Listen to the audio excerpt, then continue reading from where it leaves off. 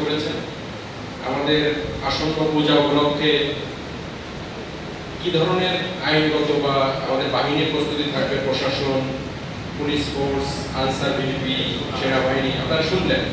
এবং এটি এবং আমাদের রাজনৈতিক নেতৃবৃন্দ যে ওয়াদা করেছেন যে তাদের ভলান্টিয়ার টিম থাকবে, সেখানে আমাদের স্বেচ্ছাসেবক থাকবেন, যেটি রোস্টার ভিত্তিতে তারা দায়িত্ব পালন করবেন, যে একটা ঘন্টা বেঁধে দিয়ে তারা।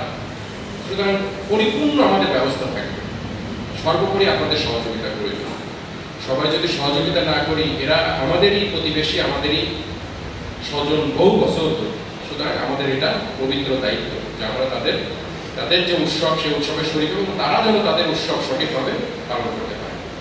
এই বিষয়ে অনেকে অনেক কি বলেছে। আমি একটা ছাত্র, যে মুখে জিয়াদ, আমাদের শহীদ ছাত্র যার আত্মত্যাগী আমরা আজকে এখানে দাঁড়িয়ে দুটি কথা বলতে পারছি, এটি আমি প্রথমেই বলেছি যে তাদের যে প্রতি কৃতজ্ঞতা প্রকাশের আমাদের ভাষা জানা নেই।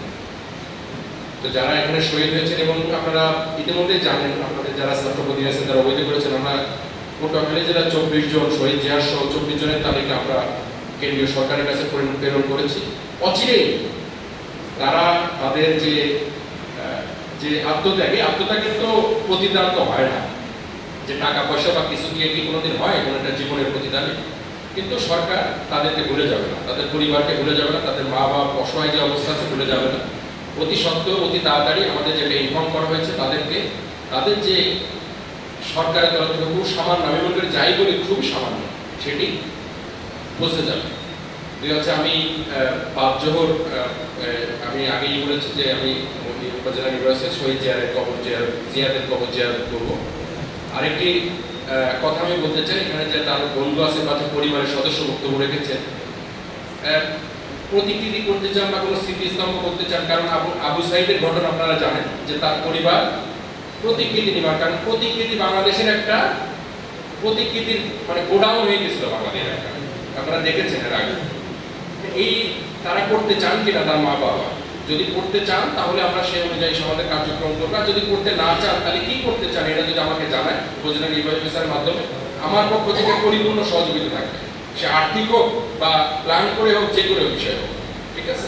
এটা উপজেলা নির্বাহী অফিসারের সাথে ওরা যদি একটু সহযোগিতা করেন, যে কোনো ডিজাইন করে বা কি করতে চান, আমরা সেটা বাস্তবায়ন করবো। এবং আরো যারা শহীদ আছেন তাদের নামে কি করতে চান, কারণ প্রতিকৃতি অনেক মা বাবা, এটা যেহেতু আমরা সবাই ইসলাম ধর্মে বিশ্বাসী এবং ধর্মপ্রাণ আমরা, সুতরাং এটা অনেকেই এটা করতে চায় না। আমি এটা বলবো, আমি উপজেলা নির্বাহী অফিসারকে যে তার মা বাবার সাথে কথা বলে যা করতে চান সেটি বিষয়ে আমরা অগ্রসর হব।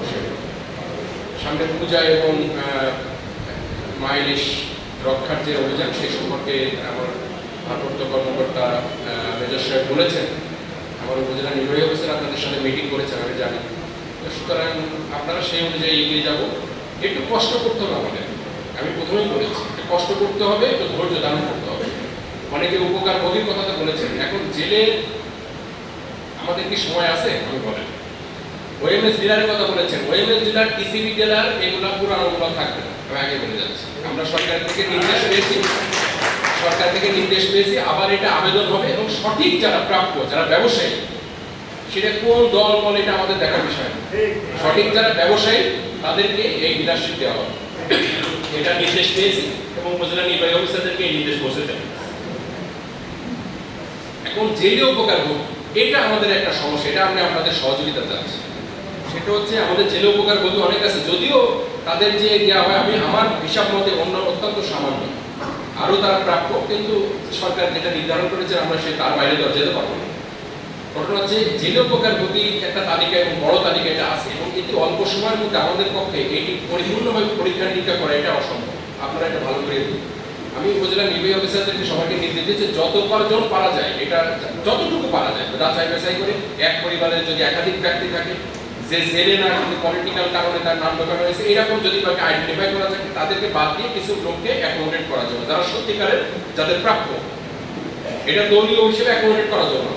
আমি আগেই বলে যাচ্ছি, যারা প্রাপ্য তাদেরকে বাদ দেওয়া হয়েছে, তাদেরকে যতটুকু পারা যায় অ্যাকোমোডেট করা যাবে। এবং এই তালিকা কিন্তু রিভিউ করা থাকবে, সামনের বছর কিন্তু আপনারা এই তালিকা পাবেন, এবং সামনের বছর পরিপূর্ণভাবে এটা বাতিল করে আবার নতুন তালিকা করা হবে। কিন্তু যেহেতু এবার সরকার থেকে নির্দেশে যেহেতু টাইম অত্যন্ত সীমিত, কারণ আমাদের 13 তারিখে আর কয়েকদিন আছে, 10 দিন।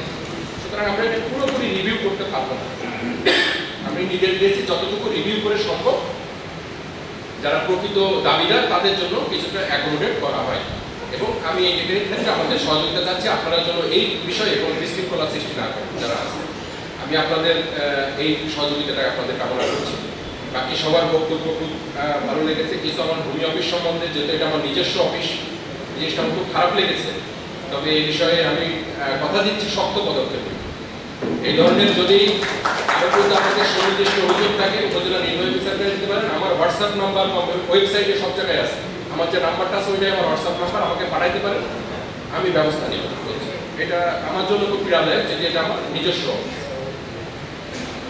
আর কিছু বলেছেন যে আপনাদের যে ধর্মীয় সম্প্রীতি, এলাকার শান্তি শুনে খুব ভালো লেগেছে। আসলে খুব প্রীত আমি। এবং আমার উপজেলা হচ্ছে চৌগাছা, যশোর জেলায়। আমার যশোর জেলা চৌগাছা কিন্তু খুব রাফ অ্যান্ড টাফ এলাকা, আপনাদের মধ্যে এত শান্তিপ্রিয় না। আমি এখন আমার যে অপারগতা এটা স্বীকার করে নিলাম, ঠিক আছে? আপনাদের অনেক শান্তিপ্রিয়। আমার ওই এলাকার মানুষ খুব বেশি আর কি বলে, খুব বেয়ারিং টাইপ। সুতরাং এটা আমার খুবই ভালো, শুনে ভালো লেগেছে যে এলাকার মানুষ। আমার ওসি সাহেব যেহেতু বলেছে, একটু বুঝতে হবে যে শান্তিপ্রিয়। আসলে ইউনো সাহেব সবসময় আমাকে বলে যে না, 10 মিনার লোক মানুষ খুব ভালো। সুতরাং এটা খুবই আমাদের জন্য খুব সুখের বিষয় যে এটা এখানকার মানুষ। আমি আপনাদেরকে ধন্যবাদ জানাই। আপনাদের